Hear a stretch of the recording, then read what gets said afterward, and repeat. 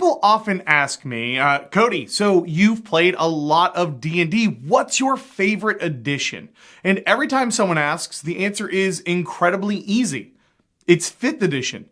Dungeons & Dragons 5th edition is, without a doubt, the best edition of D&D in my opinion. And just for the record, I am including both editions of Pathfinder in that statement. But I'm also a big believer that good, very good, great, excellent doesn't mean perfect. Even D&D 5e can be improved on, and you better believe that the Wizards of the Coast design team also believes that. And that's what I want to talk about today. How Dungeons & Dragons 5e can be improved upon for a Dungeons & Dragons 6th edition. Now, for this video, I've assembled a few thoughts and problem areas. That's not the right word. Let's call them design topics that I think can be improved on. And as I sat down to assemble a list of things, I thought I'd just make a video about 5 things for D&D 6e that could be changed or should be changed. And I very quickly looked down on my list to see that it had grown to 13 things and it was still climbing. So I'll break this topic up into at least 2 parts. And that way I can get some feedback from you guys to see what changes you'd like to see included in 6th edition before part 2. Now, some of these changes are more widely talked about and some are more perhaps specific to what I personally would like to see out of the game. My opinions are subjective, so of course that means you can take absolutely everything here I say as the God's honest truth and gospel, and if you disagree with me at all, you're obviously wrong and should be publicly shamed and flogged. All right? Let's begin. The first change I'd like to see in a 6th edition game would be to dump the bonus action. I have a few reasons for this, and this is a fairly common critique of 5e. Mike Mearls himself, the co-creator for our beloved 5e, talked about how he even wanted to dump the bonus action before all his drama got moved around the company. Controversy aside, I think he was dead on the money here in terms of game design. The bonus action is awkward, and it leads to a surge in action economy that monsters don't get. Remember, they get multi-attack, not extra attack, and really the issues with the bonus action all stem from this janky, uneven action economy. It's weird trying to explain to brand new players that you can't mix and match the bonus action, which sounds and gives the impression that, hey, it's obviously quicker than a standard action with said standard action. The ability to take a standard action and a bonus action and a move in a 6-second round, but a character cannot stand still and take 2 bonus actions is strange. As a lore bard, I can cast the entire Wish spell and Shillelagh in 6 seconds, but I can't cast Misty Step and Healing Word because they're both leveled spells. But I could cast Misty Step with Wish, then Shillelagh, or Shillelagh and Blight, but obviously not Blight and Firebolt. I mean, if you're a druid that can wild shape, you can throw a healing word with your bonus action, then wild shape into a wolf, then move 40 feet to your opponent. Unless, of course, you take the Circle of the Moon, which turns your wild shape into a bonus action, and now you can't do all of that, though you would gain your action back. And I know you might be thinking, well, all you gotta do is slow down your bonus action to wild shape it into, no. A bonus action has nothing to do with time. It doesn't say anywhere in the 5th edition Player's Handbook that a bonus action is faster than an action. And we got a very clear ruling from Jeremy Crawford, the other lead designer for 5e, that confirms this plainly. Quote, actions and bonus actions are not interchangeable. Aren't interchangeable is actually the quote, but you guys get the point. What's the solution? Get rid of the bonus action completely. Rework multi-attack and extra attack and the bonus action from the ground up. Now, I will say, I do have my own personal take on fixing this, but for reasons I'm not ready to share that publicly in a video because A, hell, I might incorporate it into a game myself, and B, it might suck because I haven't play tested it enough, and I'm okay to admit that. But if the bonus action made it into Dungeons & Dragons 6th edition, I'd be surprised. I don't think it will, and I don't think it should. It needs to go. Now, I want to shift from something that I think needs a lot of improvement to something that I think the design team did very well back in 4th edition, and that's to bring back minions. The minion system is a wonderful bit of game design. It was brilliant when Chris and his team implemented it, and it should have stuck around for 5e. Though I'm sure the reason that it didn't was because that 4e was so far away from traditional D&D, and Wizards of the Coast got such backlash for that they wanted to give the impression that 5th edition was nothing like D&D 4e, and we're going back to the roots and everything 4e related. That's not what this is. So I'm sure that's why it didn't make it into 5e. But minions are a great DM tool, and for those who don't have a history with 4e and need some additional context, minions are basically one-hit point mobs. However, they still hit very hard. This lets minions be added to combats to balance action economy from a larger threat and paired with a larger threat. And the biggest issue with 5e is, ding ding ding, action economy imbalance. That will continue to be a theme in this particular video. I want to see the return of the minion with a few additional pages in 6th edition with instructions on how to balance them for the appropriate CR and challenge level. Balances that have actually been playtested. Minions make players feel heroic, and dungeon masters feel like their boss isn't going to get swarmed by players with 5 times the action economy that they have. It is a win-win. Oh, and a final note about minions. Of course, I wouldn't mind seeing tweaks here either. Give us some rules for spells or something. Maybe let a percentage live on fireballs and huge AoEs rather than truly wiping out 12 guys with 1 hit point. Or maybe make minions take no AoE damage from spells like fireball if they save as if they had evasion. Something in that ballpark. Give us some additional casting rules for things like confusion and all those opportunities. The third change I'd like to see implemented is to make magic feel special in 6th edition.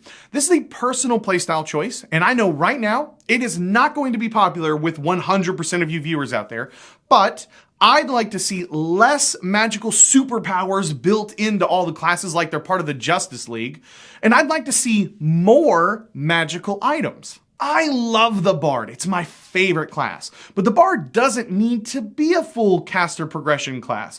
The Barbarian? Holy cow, the Barbarian. Just the first few options. We've got a Ghost Whisperer in the Ancestral Guardian that the book literally says, quote, beginning at 6th level, the Guardian Spirits that aid you can provide supernatural protection to those you defend.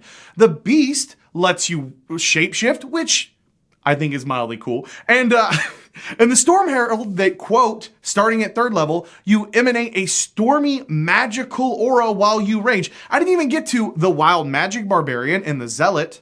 This is a playstyle choice for me. I will admit that, but I think 5e is too magical from what the players can just innately do. Every class has 15 options that are all magical in nature, and it feels a little Peter Parker Spider-Man to me. Alternatively, I'd like to see them be more aggressive with giving magic items out. I don't totally hate the attunement system. I get it. It kind of works a little, but 3 slots isn't enough when everything in the book has attunement. I'd like to see the boss fights have more magic items being used by the villains and thus won by the players afterwards. That staff that almost got the party entirely killed now falls into their possession. And I'd like to see these elements incorporated more into the design and into the published adventures themselves. I've ran quite a few of the published adventures now, and I do think there has been a shift to include a few more magic items in the more recent adventures. I mean, it feels that way. I'm not 100%,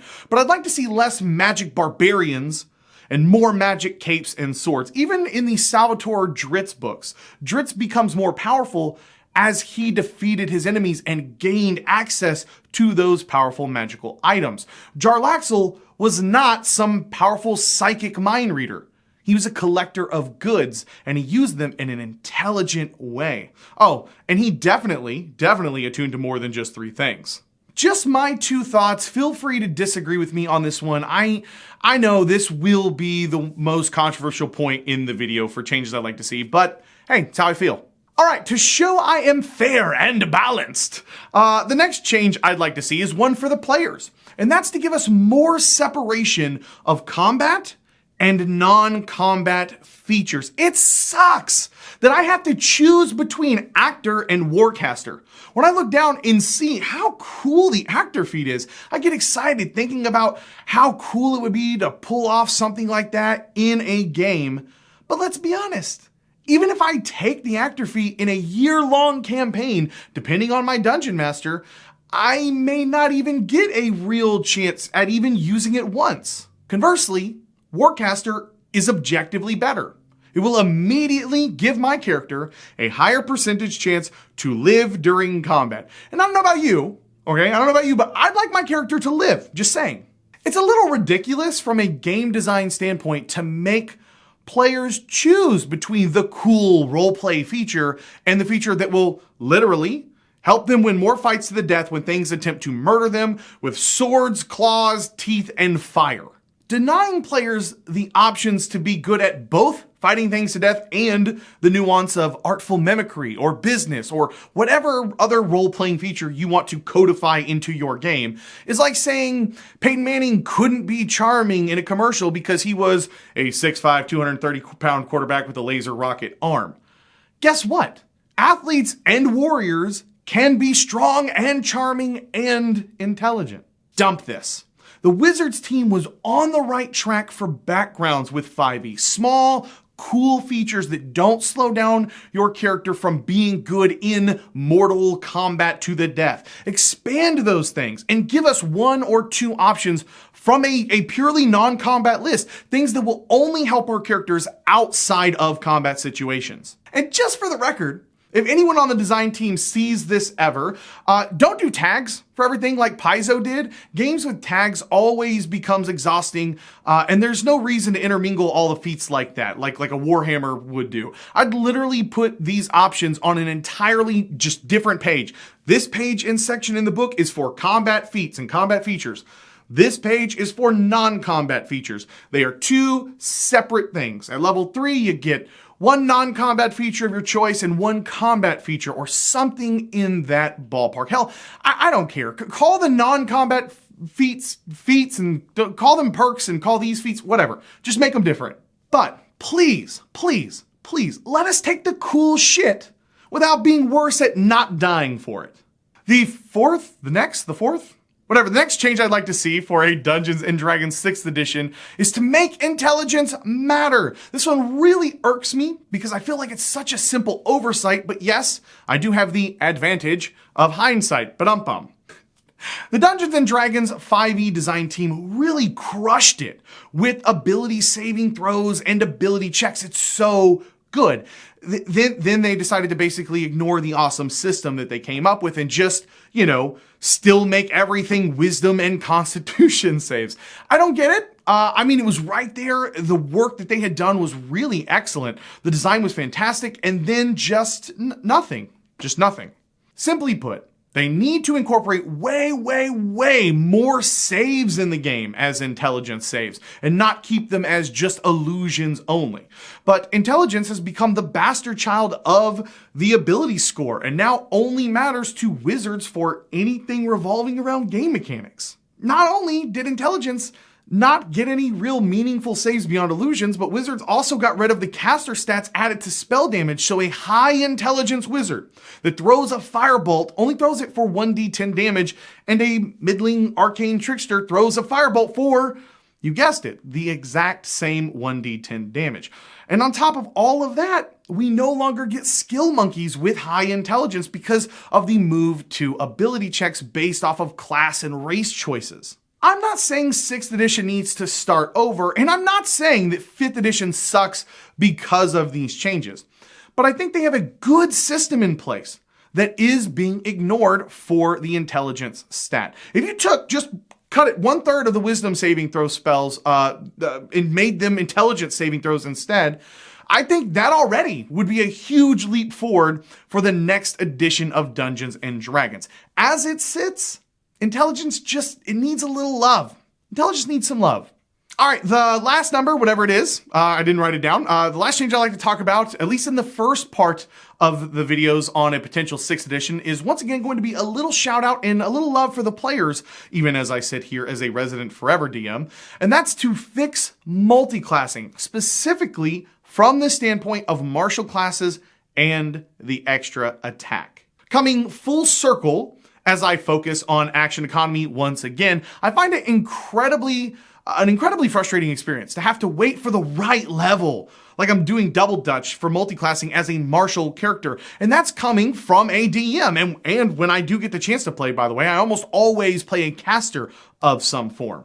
Letting casters continue to have full progression of spellcasting capabilities, and for some reason, keeping a ranger fighter from doing the same thing with their extra attack is silly. If a fighter hits level 3, and they really want to start taking ranger classes, keeping them from that second attack until level 8 is not balancing out the game.